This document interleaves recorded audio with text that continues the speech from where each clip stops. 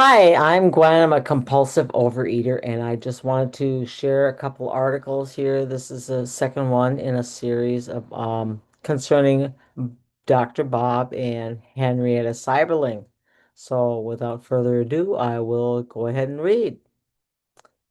Dr. Bob, a tribute Grapevine article, January 1951 by Bill W. Note, the section of this article in bold below may be a useful way of supplement to the section of the AA Big Book chapter, A Vision for You, which recounts the humbling origins of AA and the essential beginning of one alcoholic helping another that is still its foundation. You can see this article with pictures if you click on this link. Serenely remarking to his attendant, I think this is it. Dr. Bob passed out of our sight and hearing November 16th, 1950 at noonday.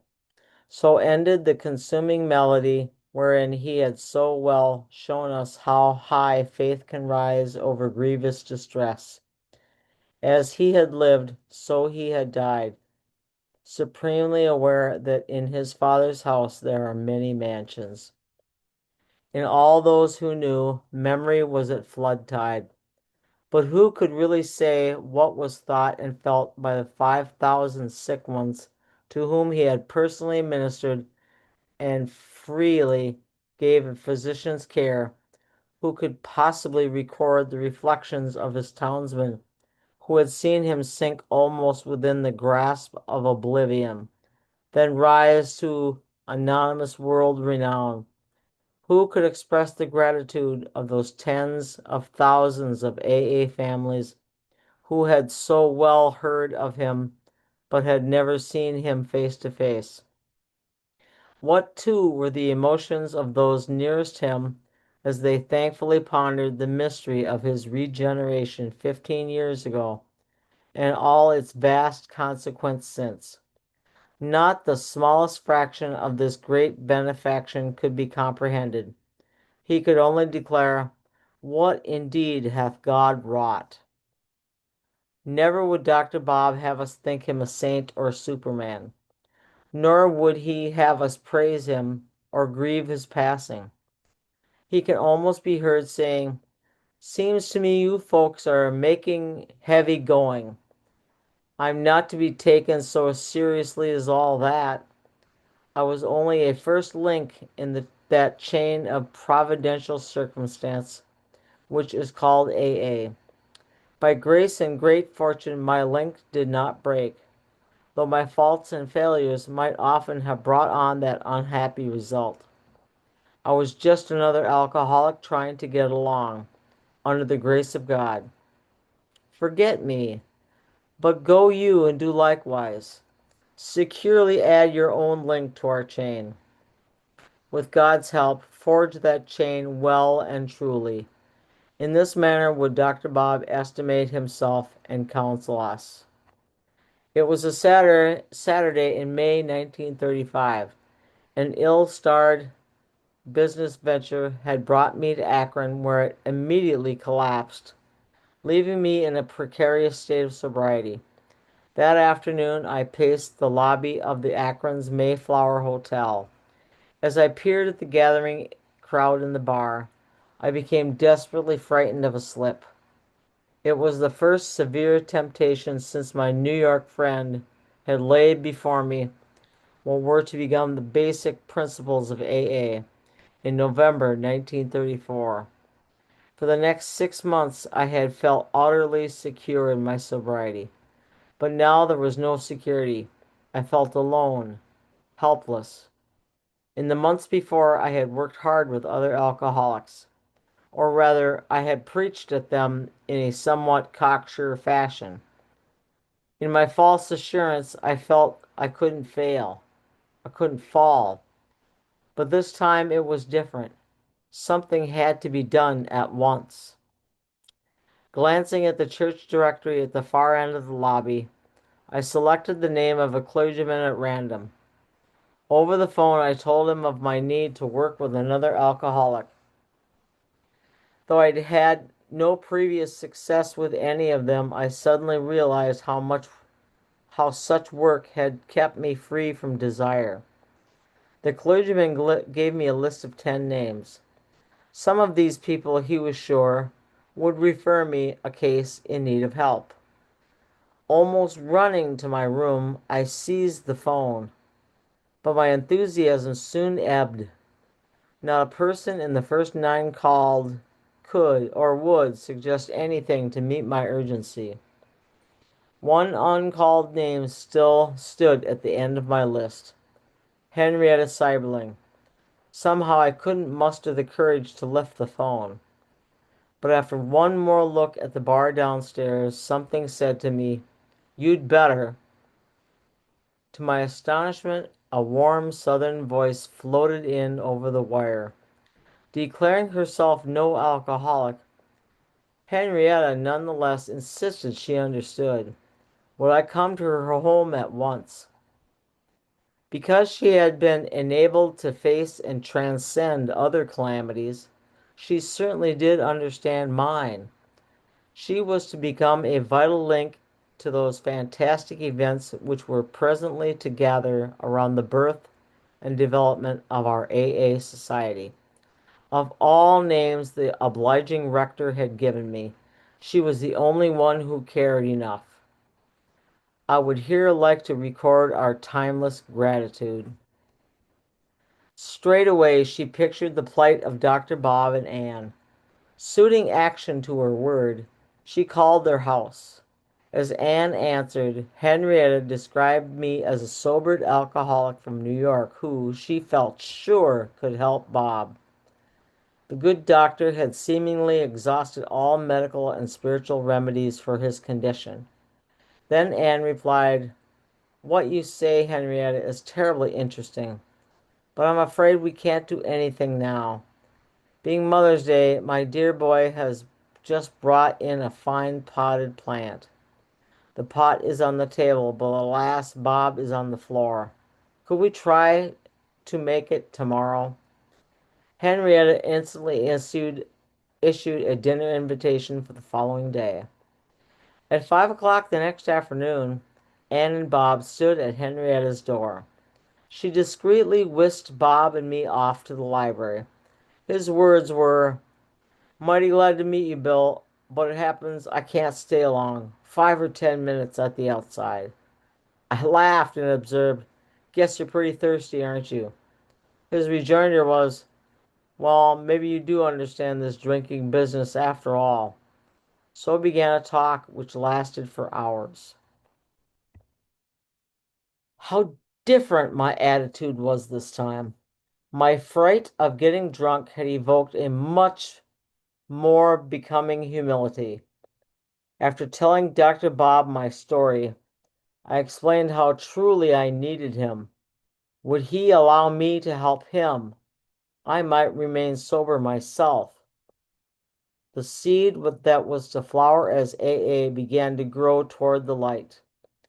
But as dear Anne well guessed, that first tendril was a fragile thing. Practical steps had better be taken. She bade me come and live at their menage for a while. There I might keep an eye on Dr. Bob, and he might on me. This was the very thing. Perhaps we could do together what we couldn't do separately. Besides, I might revive my sagging business venture. For the next 3 months, I lived with these two wonderful people. I shall always believe they gave me more than I ever brought them. Each morning there was devotion. After the long silence, Anne would read out of the good book. James was our favorite. Reading him from her chair in the corner, she would softly conclude, "Faith without works is dead." But Bob's travail with alcohol was not quite over.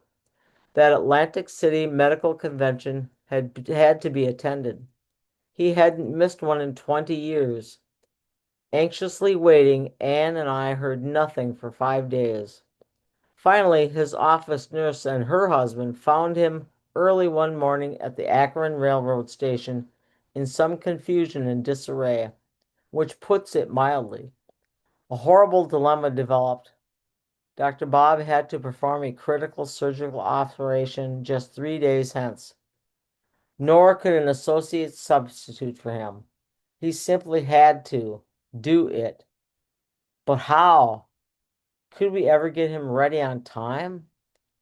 He and I were placed in twin beds. A typical tapering down process was inaugurated. Not much sleep for anybody, but he cooperated. At 4 o'clock on the morning of the operation, he turned, looked at me, and said, I'm going through with this. I inquired, You mean you are going through with the operation? He replied, I have placed both the operation and myself in God's hands. I'm going to do what it takes to get sober and stay that way. Not another word did he say. At 9 o'clock, he shook miserably as we helped him into his clothes. We were panic-stricken. Could he ever do it? Were he too tight or too shaky? It would make little difference. His misguided scalpel might take the life of his patient. We gambled. I gave him 1 bottle of beer. That was the last drink he ever took. It was June 10th, 1935. The patient lived. Our first prospect appeared. A neighboring parson sent him over. Because the newcomer faced eviction, Ann took in his whole family, wife and 2 children. The new one was a puzzler. When drinking, he'd go clean out of his mind. One afternoon, Ann sat at her kitchen table, calmly regarding him as he fingered a carving knife. Under her steady gaze, his hand dropped, but he did not get sober then. His wife despairingly betook herself to her own parents and disappeared. But he did reappear 15 years later for Dr. Bob's last rites. There we saw him, soundly and happily sober in AA. Back in 1935, we weren't so accustomed to miracles as we are today. We had given up on him. Then came a lull on the 12th step front. In this time, Ann and Henrietta infused much needed spirituality into Bob and me. Lois came to Akron on vacation from her grind at a New York department store, so raised our morale immensely. We began to attend Oxford group meetings at the Akron home of T. Henry Williams. The devotion of this good man and his wife is a bright page in memory. Their names will be inscribed on the page one of AA's book of First and Best Friends. One day Bob said to me, Don't you think we'd better scare up some drunks to work on? He phoned the nurse in charge of admissions at Akron City Hospital and told her how he and another drunk from New York had a cure for alcoholism. I saw the old boy blush and look disconcerted. The nurse had commented, Well, doctor, you better give that cure a good workout on yourself. Nevertheless, the admitting nurse produced a customer. A dandy, she said he was. A prominent Akron lawyer. He had lost about everything. He'd been in City Hospital 6 times in 4 months. He'd arrived at that very moment, had just knocked down a nurse he thought was a pink elephant. Will that one do for you? She inquired. Said Dr. Bob, Put him in a private room. We'll be down when he's better. Soon Dr. Bob and I saw a sight which tens of thousands of us have since beheld. The sight of the man on the bed who does not yet know he can get well. We explained to the man on the bed the nature of his malady and told him our own stories of drinking and recovery. But the sick one shook his head. Guess you've been through the mill, boys. But you never were half as bad off as I am. For me, it's too late. I don't dare go out there. I'm a man of faith, too. Used to be a deacon in my church. I still have faith in God, but I guess he hasn't got any in me. Alcohol has me. It's no use. Come and see me again, though. I'd like to talk with you more. As we entered his room for our second visit, a woman sitting at the foot of his bed was saying, "What has happened to you, husband? You seem so different. I feel so relieved." The new man turned to us. "Here they are," he cried. "They understand. After they left yesterday, I couldn't get what they told me out of my mind. I lay awake all night. Then hope came. If they could find release, so might I. I became willing to get honest with myself, to square my wrongdoing, to help other alcoholics. The minute I did this, I began to feel different. I knew I was going to be well," continued the man on the bed. "Now, good wife, please fetch me my clothes. We are going to get up and out of here." Whereupon AA number 3 arose from his bed, never to drink again. The seed of AA had pushed another tendril up through the new soil. Though we knew it not, it had already flowered. 3 of us were gathered together. Akron's Group 1 was a reality. We 3 worked with scores of others. Many were called, but mighty few chosen. Failure was our daily companion. But when I left Akron in September 1935, 2 or 3 more sufferers had apparently linked themselves to us for good. The next 2 years marked the flying blind period of our pioneering time. With the fine instinct of that good physician he was, Dr. Bob continued to medically treat and indoctrinate every new case, first at Akron City Hospital, then for the dozen years since at famed St. Thomas, where thousands passed under his watchful eye and sure AA touch. Though not of his faith, the staff and sisters there did prodigies. Theirs is one of the most compelling examples of love and devotion as we AAs have ever witnessed. Ask the thousands of AA visitors and patients who really know. Ask them what they think of Sister Ignatia of St. Thomas or of Dr. Bob. But I'm getting ahead of my story. Meanwhile, a small group had taken shape in New York. The Akron meeting at T. Henry's home began to have a few Cleveland visitors. At this juncture, I spent a week visiting Dr. Bob. We commenced to count noses. Out of hundreds of alcoholics, how many had stuck? How many were sober? And for how long? In that fall of 1937, Bob and I counted 40 cases who had significant drive time, maybe 60 years for the whole lot of them. Our eyes glistened. Enough time had elapsed on enough cases to spell out something quite new, perhaps something great indeed. Suddenly, the ceiling went up. We no longer flew blind. A beacon had been lighted. God had shown alcoholics how it might be passed from hand to hand.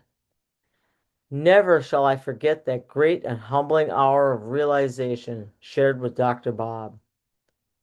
But the new realization faced us with a great problem, a momentous decision.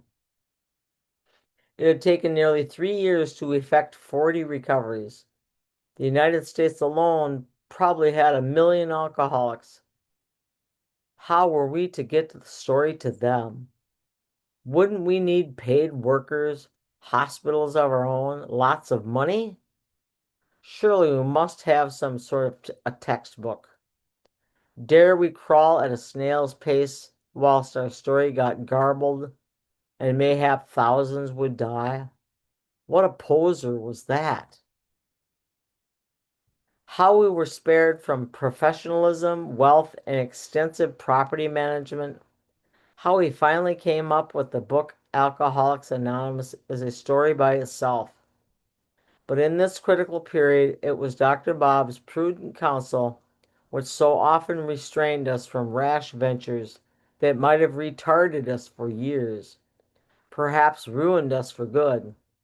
Nor can we ever forget the devotion of Dr. Bob and Jim S., who passed away last summer, as they gathered stories for the AA book, 3/5 of them coming from Akron alone.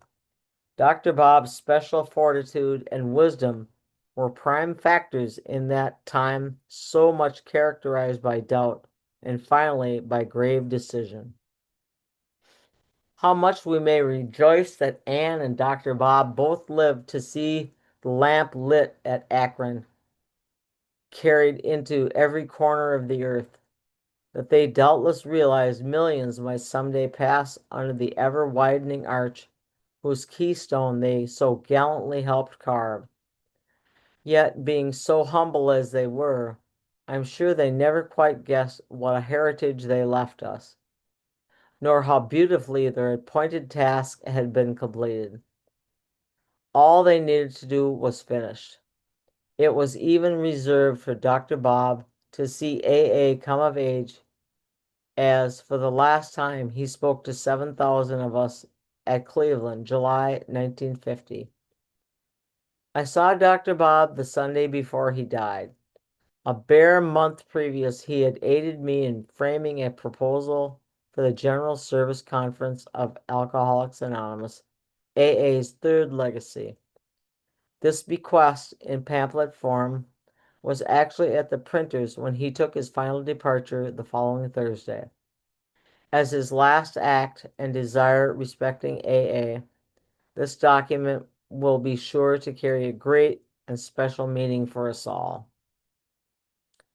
With no other person have I ever experienced quite the same relation. The finest thing I know how to say is that in all the strenuous time of our association, he and I never had an uncomfortable difference of opinion. His capacity for brotherhood and love was often beyond my own. For a last word, may I leave you with a moving example of his simplicity and humility. Curiously enough, the story is about a monument proposed for him.